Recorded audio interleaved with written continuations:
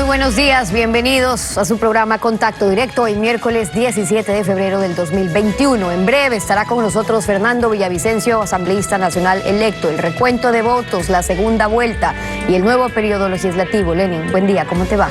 Hola Estefe, amigos televidentes, un buen día para todos. También estará el analista político Santiago Basabe. El acuerdo Lasso-Pérez, lo legal, lo legítimo. ¿Qué salidas hay para este embrollo electoral con un Consejo Nacional Electoral que tropieza a cada paso?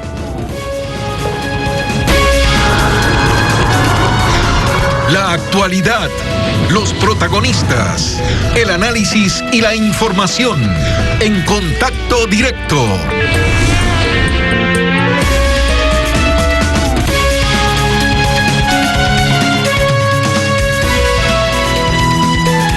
Contacto Directo expresa su profundo pesar por el fallecimiento del doctor Gustavo Noboa Bejarano, expresidente constitucional de la República, y también hacemos llegar nuestro más sentido pésame a su distinguida familia.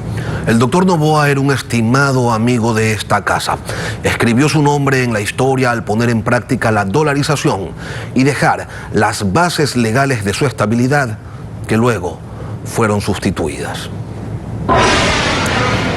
Un recuento de votos también para los asambleístas, no solo los presidenciables, es lo que está pidiendo Fernando Villavicencio, quien fue electo por la Alianza Concertación Partido Socialista, pero sería uno de los legisladores que llega a la asamblea sin arrastre de lista o de candidatura presidencial. Bienvenido a Contacto Directo, buenos días. Estefi, buenos días, un gusto. Buenos días también. Que se extienda el recuento de votos también para los asambleístas. ¿No hará también que todo avance más lento, más demoras en el CNE, sin definiciones claras mientras corre el tiempo para la segunda vuelta? ¿Eso a quién beneficia? ¿No es lo que busca el candidato del correísmo más bien? Bueno, primero creo que debo ser consecuente con miles y miles de compatriotas. Quiero agradecerles públicamente por su enorme confianza. Este triunfo, Estefi, es un triunfo ganado voto a voto, pulso a pulso. Puedo decirlo sin equivocarme que esta designación de Fernando Villavicencio corresponde al voto más valiente y más sensato. Yo no llego a la asamblea por el arrastre presidencial, no soy un asambleísta arrastrado. Es más, llego a este curul con una candidatura presidencial casi en contra, sin candidatura presidencial. Aquí no hay grandes chequeras ni dinero del narcotráfico. Aquí no hay arroz verde ni fraude electoral. Por eso me siento honrado, Estefi. Yo llego gracias al esfuerzo de 14 años de lucha, de periodismo e investigación y de haber develado y revelado los mayores negociados de esta patria. Por eso, Estefi, me siento honrado y paso a responder su inquietud. Sí, efectivamente, ayer he formalizado la solicitud al Consejo Nacional Electoral de que con base al acuerdo entre los candidatos Pérez y Lasso para que se recuenten los votos, también se haga este recuento, se extienda este recuento a los candidatos, a asambleístas y parlamentarios andinos. ¿Por qué? Porque evidentemente estamos frente a una plancha y hay demasiada evidencia, Estefi y ecuatorianos, de que no solo estamos hablando de inconsistencias o pequeñas irregularidades, todo apunta a un fraude, al menos en provincias como Manabí. Aquí está un parte policial, si me ayuda la cámara, este es un parte policial de Manabí, donde se confirma que decenas de credenciales que fueron incautadas eran y son falsas, con firmas falsas y sellos falsificados. Estas firmas son de los representantes, muchos de ellos escrutadores del partido correísta 1-5. No estoy hablando de cualquier cosa, este es un parte pero policial. Cuando usted está pidiendo, Fernando, un recuento de votos, le preguntaba yo, en esta coyuntura también, en el caso de los asambleístas, ahora estamos corriendo para una segunda vuelta presidencial, y si se siguen dando estas demoras, postergaciones de la mano del Consejo Nacional Electoral, le preguntaba, ¿no es lo que le beneficia al candidato correísta? No es el problema a quién beneficie. Estamos demostrando que los principales beneficiados de forma dolosa e ilegal serían los correístas. Y aquí está una de las pruebas de decenas y no centenares de actas de Manabí. Mire, En el acta original, el correísmo saca 189 votos. En el recuento que se hace por actas inconsistentes, saca 127 votos. Y podemos seguir hablando decenas, si no centenares, de actas solo en la provincia de Manabí. Es decir, no es un problema de tiempo, Steffi. Estamos frente a un sistema y a un proceso altamente contaminado que ahora se revela en el escrutinio. Por eso lo que tiene que procederse, al menos en Manabí, es a un recuento integral de los votos y suspender a los escrutadores que fueron elegidos justamente con base a un convenio corrupto firmado por el Consejo Nacional Electoral con la Universidad Técnica de Manabí, dirigida por el destituido rector de esa universidad, que es el suegro del señor Andrés Arauz. Me refiero al señor Vicente Vélez. Es decir, estos escrutadores y los miembros de las juntas fueron cooptados por la Universidad Técnica de Manabí, que es dirigida por el suegro de Andrés Arauz. Y por eso aquí es no el es un pedido problema que de está tiempo, haciendo Steffi. puntualmente en Manabí. Ahora, la misión de observadores de la OEA también ha expresado su preocupación por la falta de definición electoral.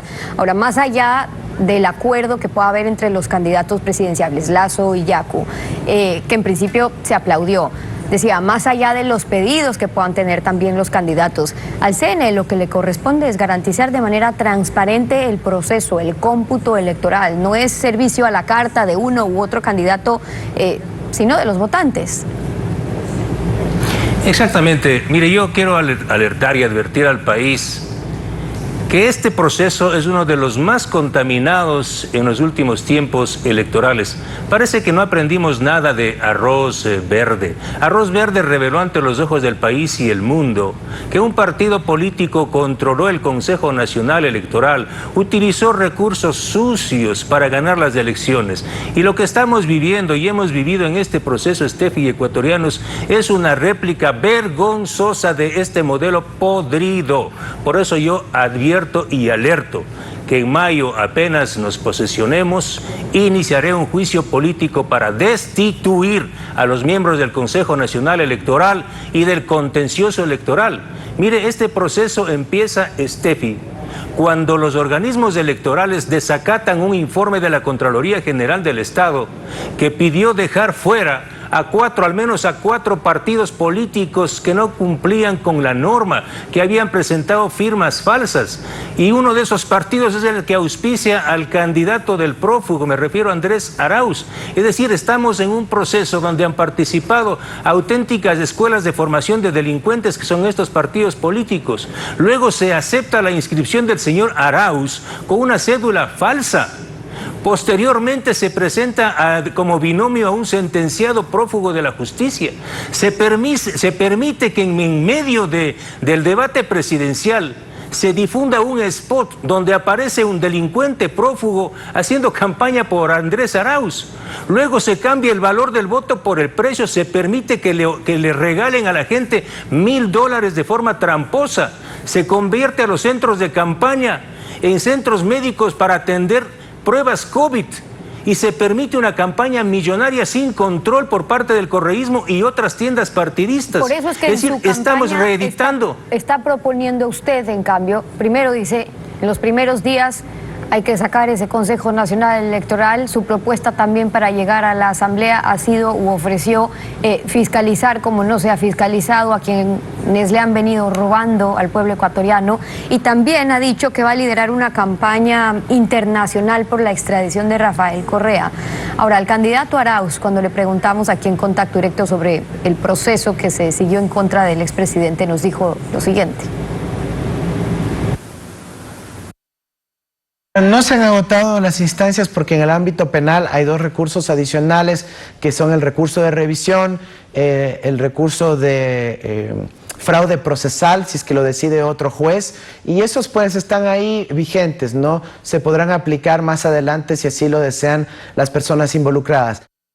Usted que siguió de cerca este caso, ¿qué pasa ahí? ¿La posibilidad del indulto en un delito contra la administración del Estado se puede aplicar o qué ocurre cuando son delitos, además, que no prescriben?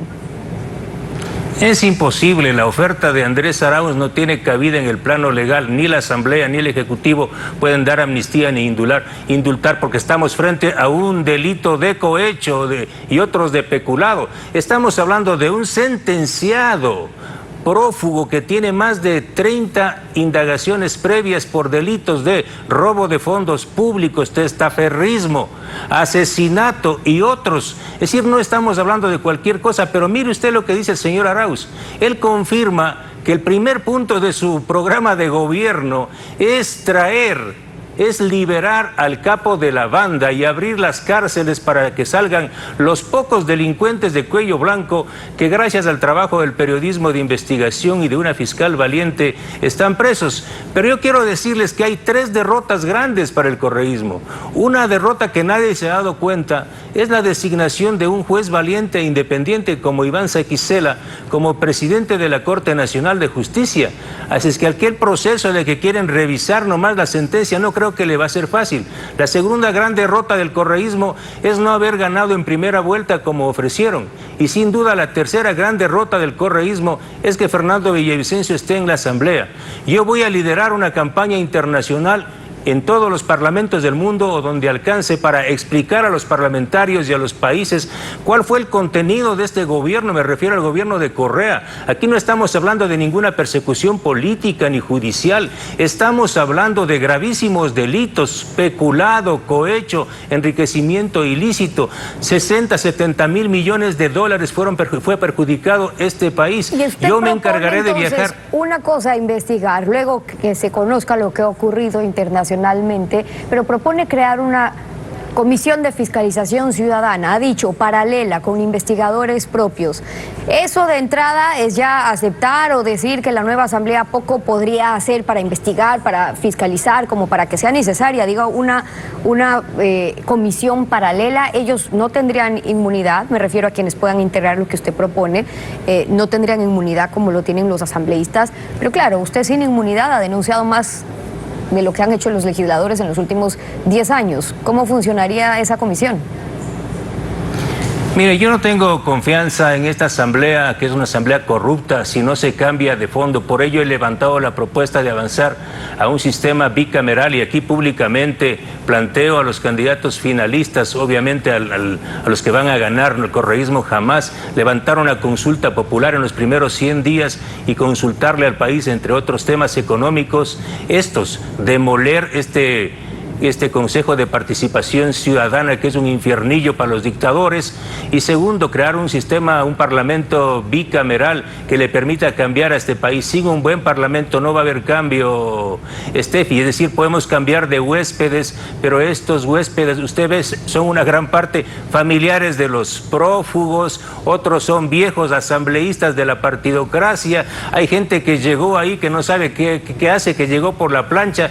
Yo no tengo mucha confianza. Por eso ratifico aquí públicamente, yo estoy ya conformando una comisión de fiscalización paralela, llámese un observatorio de ética y transparencia, y voy a replicar esto en todas las ciudades del país para que sean los ciudadanos quienes faciliten información a este parlamentario. Yo no soy un parlamentario de ningún partido, soy un empleado público de los 17 millones de ecuatorianos y voy a continuar con mi tarea de más de 14 años que he luchado en contra de la corrupción y en contra de la impunidad. Y para continuar esa tarea, Fernanda, ¿no ven como urgente el que la Asamblea pueda insistir como función del Estado que para intentar limpiar estos escándalos de corrupción se llame ya a una comisión internacional contra la corrupción, como siempre se ofreció, como siempre lo dicen en campaña, pero luego no se cumplió más que para hacer las normas, los estatutos, y se fueron? Porque la verdad es que a muchos no les agradaba la idea de que vengan expertos internacionales, Naciones Unidas,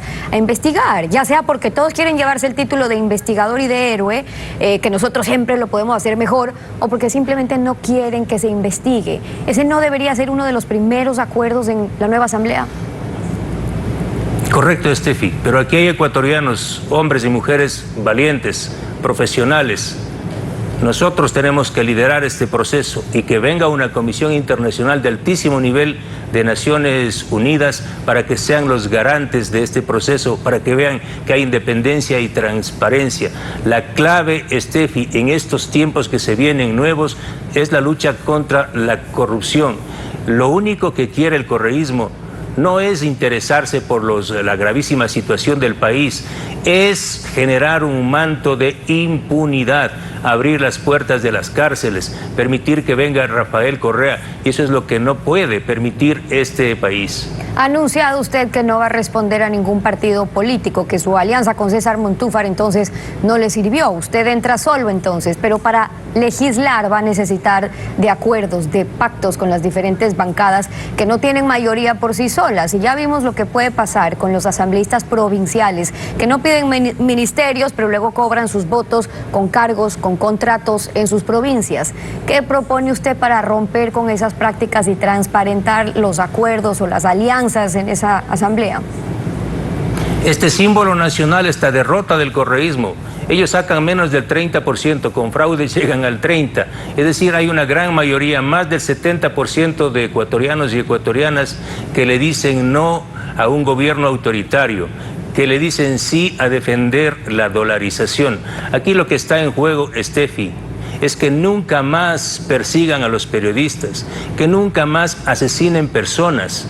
Yo levantaré la bandera de defensa de los derechos humanos. Aquí no podemos permitir que crímenes como el asesinato del general Gabela, la desaparición de David Romo, el asesinato de José Tendetza, Fausto Valdivieso, decenas de ciudadanos que han sido asesinados durante el gobierno anterior, queden a impunidad. Por eso yo les planteo a ese 70% de parlamentarios que no responden a la estructura criminal a unirse, a cerrar el paso a la delincuencia organizada, a liderar el Parlamento. Yo no estoy pidiendo ningún puesto, yo le estoy diciendo incluso que aunque no me pongan en ninguna comisión, yo lideraré la lucha contra la corrupción desde fuera.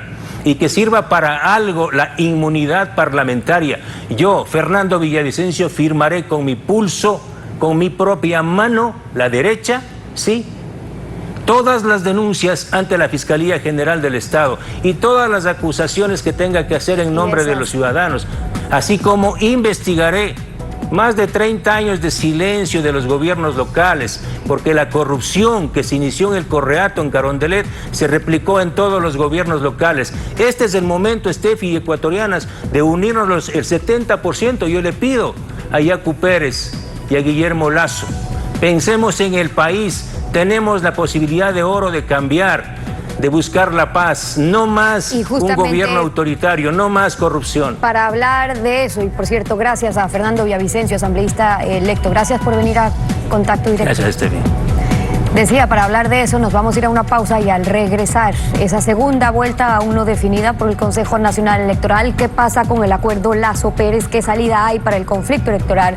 Lo revisamos con Santiago Basabe, analista político. Manténgase usted en nuestra sintonía.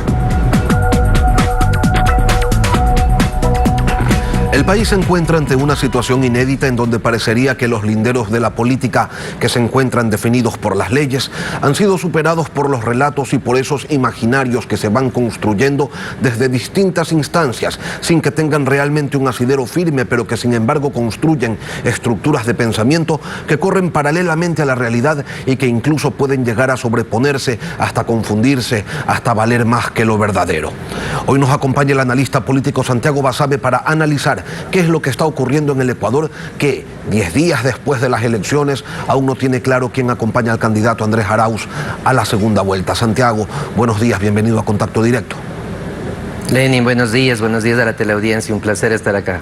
El primer paso, ese diálogo abierto entre los candidatos Yacu Pérez y Guillermo Lasso, abrió una expectativa nacional importante, la idea de que realmente se pudiera construir un consenso, una propuesta de unidad, porque lo importante no era quién pase a la segunda vuelta, sino que se pongan de acuerdo en ir juntos a contraponerse a la propuesta del socialismo del siglo XXI. Pero, ¿por qué, Santiago, esto que una mayoría percibió y alentó no termina de calar en los candidatos? Desafortunadamente, Lenin, porque parece que no existe la suficiente vocación cívica de parte de uno y otro, porque hay dimes y diretes de lado y lado, y esto al final lamentablemente a quien termina perjudicando es a la candidatura del señor Arauz, pero sobre todo termina lesionando al país en el plano de la democracia, de la credibilidad en el proceso electoral, de la credibilidad en los propios candidatos, tanto en el señor Pérez como en el señor Lasso. Lo que se esperaría, ojalá sea factible, todavía tengo mis serias dudas, es que podamos llegar a un reencuentro nuevamente a partir de lo que había sucedido el día viernes, y el Consejo Nacional Electoral también, que ha fallado en muchos de los escenarios y de los momentos de este tema, pueda tomar una decisión, porque el país requiere saber cuáles son los candidatos que pasan a la segunda vuelta electoral. ¿Considera usted entonces que a estas alturas el acuerdo todavía no se ha terminado de echar a perder? Yo esperaría, quiero ser un poco optimista, me parece que es difícil, de lado y lado han venido réplicas de posiciones distintas a la original, cuando me parece que aquí hay una cuestión que es muy clara. En el conteo del Consejo Nacional Electoral el señor Lasso está en la segunda vuelta, efectivamente, y los números dicen eso. Pero lo que cada día crece más entre la opinión ciudadana es lo contrario, es que es el señor Lasso, según el Consejo Electoral, pero lo que cada día crece entre las ciudadanías es que el señor Yacu Pérez es el que está en la segunda vuelta electoral. Y esto genera un problema enorme, porque de cara a la segunda vuelta se está deslegitimando, insisto, todo el proceso electoral, y el presidente de la República, que es de que cualquiera que sea, va a enfrentarse a un escenario de conflictividad enorme. Me parece que en una circunstancia como esta, quien debería dar el primer paso es el señor Lasso. La posibilidad real de él de llegar a la presidencia de la República depende de que se dé este nuevo proceso de examen, escrutinio de los votos y de las actas. Si es que esto no se da, su paso a la segunda vuelta electoral sin que exista de por medio este reexamen, por decirlo de alguna manera, me parece que está muy lesionado, está muy fraccionado en términos de los votos que podría capturar del señor Yacu Pérez y también del señor Hervas, y ahí la posibilidad para la victoria del señor Arauz se hace mucho más ostensible, mucho más notoria. Santiago, hablemos de las narrativas que se han generado. Primero está la tontería que hizo el Consejo Nacional Electoral al dar a conocer un conteo rápido con una muestra inestable que primero decía una cosa y después dijo otra. Luego tenemos la noción de fraude que aupa Yacu Pérez, quien prefiere cerrar filas sobre ese primer dato que dio el CNE, y además segmenta la lectura al decir que el bloque legislativo de Pachacutic no se compadece de un segundo lugar apretado. Tenemos además las narrativas que se generan desde la otra orilla, con un Guillermo Lasso diciendo que él está en segunda vuelta, y aquí dos caminos que divergen, porque primero aprobó, aceptó que se cuente todo, y después que se cuente todo lo que legalmente se puede y se debe contar. Cuando usted dice Guillermo Lasso debe dar el primer paso, ¿se refiere a que debe ceder en todo? No debe ceder en todo, pero debe ceder al menos en los términos del día viernes. Mire, pongamos los escenarios posibles. Asumamos que no hay el acuerdo, no hay el reexamen del proceso electoral en los términos que medianamente se ha planteado. Insisto, Guillermo Lasso va a pasar a la segunda vuelta electoral, pero me parece que sus posibilidades de ganar se merman muchísimo, porque los votos de Yacu Pérez difícilmente van a circular a su candidatura, y me parece que en buena medida los votos del señor Hervas también difícilmente van a pasar a esa candidatura. En el caso que se dé el reconteo y el señor Lasso pierda, bueno, va a tener un retiro de la política, pero un retiro decente, un retiro bien visto por la ciudadanía. Va a ser un político que ha dado el paso al costado al no haber podido llegar. Y si gana en ese reconteo, bueno, tendrá un empujón enorme de cara a la segunda vuelta, porque ahí en ese caso sí tendrá la posibilidad de que mucha votación de Pachacutic y de Yacu Pérez pueda adherirse, y lo mismo en el caso del señor Hervas, lo cual le acercaría en alguna medida la posibilidad del triunfo en la segunda vuelta. Pero en Santiago, uno, aquí y en otro caso... Aquí tenemos dos escenarios, Santiago. Uno, en donde la norma señala que quien debe determinar qué es lo que se recuenta es el Consejo Nacional Electoral sobre pruebas presentadas. Y otro escenario en donde dos candidatos se ponen de acuerdo y dicen, señores, vamos a recontar 100% en Guayas, 50% en 16 provincias. ¿Qué es lo que debe primar? ¿La legalidad o la transparencia? Yo creo que debe primar la legalidad, desde luego, pero la legalidad no tiene que estar necesariamente en contradicho con la transparencia. Me parece que siendo un proceso donde hay 30,000 y pico de votos de diferencia entre el segundo y el tercero, la posibilidad de que sean los dos los que apoyen el reconteo le va a dar un sustento a un Consejo Electoral que por sí mismo ha sido incapaz de generar legitimidad y credibilidad entre la ciudadanía. La declaración de la Organización de Estados Americanos de la OEA, de la misión de observaciones, es una declaración lapidaria para el Consejo Nacional Electoral y es un apoyo al mismo tiempo a la democracia. Le señala en términos sencillos que tome una decisión ya, en el sentido que fuere, pero que la tome ya, porque el país está alarmado, el país está generándose incertidumbre y desafortunadamente los actores políticos más relevantes, el señor Lasso y el señor Pérez, no pueden llegar a un acuerdo que permita salir de este embrollo jurídico electoral que ahora mismo vive el país. Y si a eso le sumamos a Pachacutic, a Yacu Pérez, anunciando un cronograma de manifestaciones que anuncia llegará el próximo 23 de febrero a Quito, lo que tenemos es un plazo de 6 días para el CNE.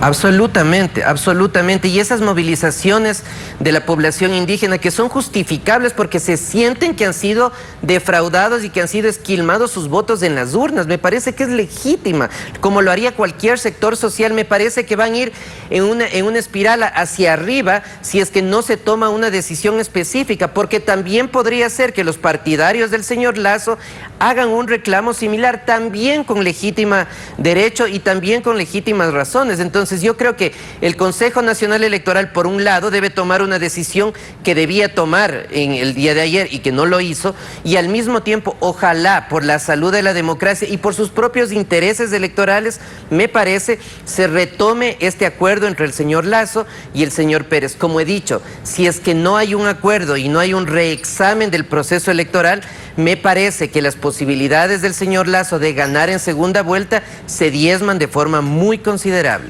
Quien debe señalar el camino a seguir es el Consejo Nacional Electoral, y había ya un acuerdo inicial consagrado en un diálogo directo sin asesores. Después llegaron los consejeros y empezó a complicarse todo. ¿Cuál es la salida menos traumática a este problema, o son ya imposibles los daños colaterales, Santiago? Usted dice, habría que retomar esa reunión primera, quizás con un segundo encuentro, para lo cual hay que dejar de lado posiciones, agresiones, insinuaciones vía redes sociales y cartas de un lado y de otro. Pero ¿realmente es factible esto, tomando en cuenta que el Consejo Nacional Electoral ha demostrado no tener el fuste para hacerle frente a esta situación? Es factible, yo creo que es posible, porque tanto el señor Pérez como el señor Lasso saldrían ganando de esto. Incluso alguno de los dos que pierda, porque uno de los dos va a quedarse tercero y se va a quedar afuera, incluso en ese caso van a quedar mejor ambos con ese acuerdo, volviendo a lo del viernes pasado, que en la condición actual. Ojalá exista un poco de apertura de miras de uno y otro de cara al proceso, porque lo único que están consiguiendo con su actuación, tanto el señor Lasso como el señor Pérez, es que el señor Arauz esté tranquilamente esperando a la segunda vuelta, porque sus principales alfiles de campaña ahora mismo son paradójicamente sus opositores, el señor Lasso y el señor Pérez. Y adelantando, por supuesto, la campaña electoral de segunda vuelta. Santiago Basabe, analista político, gracias por acompañarnos hoy aquí en Contacto Directo. Gracias. Gracias, Lenin. Siempre un placer. Un saludo a la teleaudiencia. Despedimos de esta emisión de Contacto Directo. Ya vienen las noticias en Televistazo en la Comunidad. Y que tengan todos un buen día.